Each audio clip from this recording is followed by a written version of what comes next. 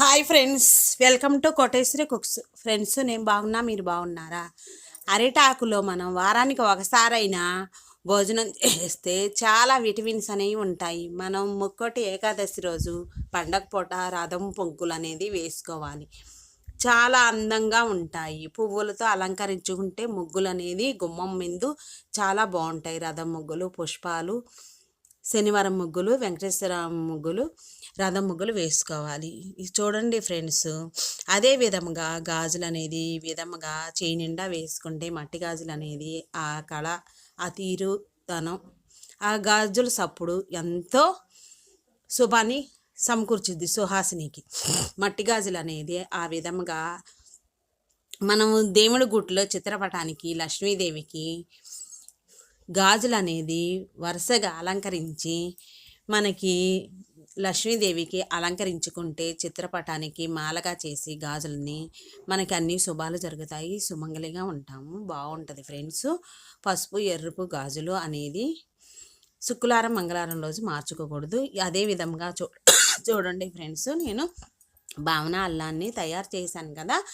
నిమ్మకాయలని ఫ్రెష్గా ఉన్నాయి తెచ్చుకొని, నిమ్మకాయలు, దెబ్బకాయలు మనం మార్కెట్కి ఒక్కసారైనా బయటికి వెళ్ళి, రైతు బజార్కి వెళ్ళి మనం స్వయంగా మన చేతులతో మనం షాపింగ్ అనేది చేసుకుంటే, కూరగాయలు అనేది నచ్చినవి మన చేతులతో తెచ్చుకొని, తాజా తెచ్చుకొని భద్రపరచుకొని ఇదే విధంగా భావన అల్లాన్ని తయారు చేశాను ఫ్రెండ్స్.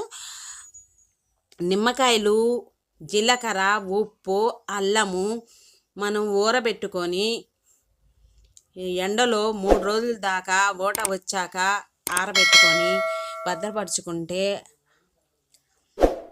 రోజుకొక మొక్క అనేది తింటే, అల్లం మొక్క, భావన అల్లాన్ని ఎండినాక ఆ ఊట ఉప్పు మిరగాయలాగా ఫ్రెండ్స్, అల్లం మొక్కల్ని, నిమ్మరసాన్ని, ఉప్పుని, జీలకర్రని వేసుకుంటే మరునాడికి అల్లం మొక్కలు ఊరి ఊటలో నీరు అనేది తీసేసి కాటన్ క్లాత్లో ఎండలో ఉంచేస్తే ఆ ఊట పోయిందాకా అల్లం ముక్కల్ని ఉప్పు మిరగాయలాగా వేసుకోవాలి.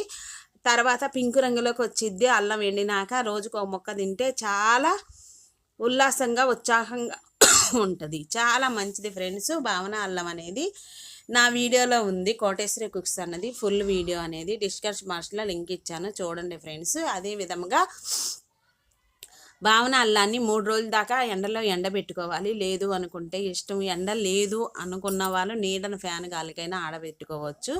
ఎందుకంటే ఎక్కువ మంచు వస్తుంది, ఎండ కూడా రావట్లా. వర్షాకాలం అప్పుడు ఎండ కూడా రాదు కదా ఫ్రెండ్స్.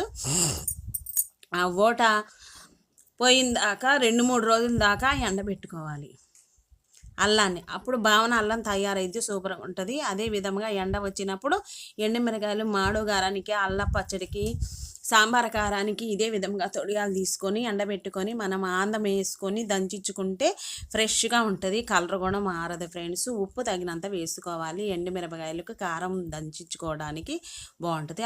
మరునాడు మరలా అల్లం ముక్కలను వేసుకొని పొడిలాడేలాగా ఎండబెట్టుకోవాలి. భావన అల్లం తయారైద్ది.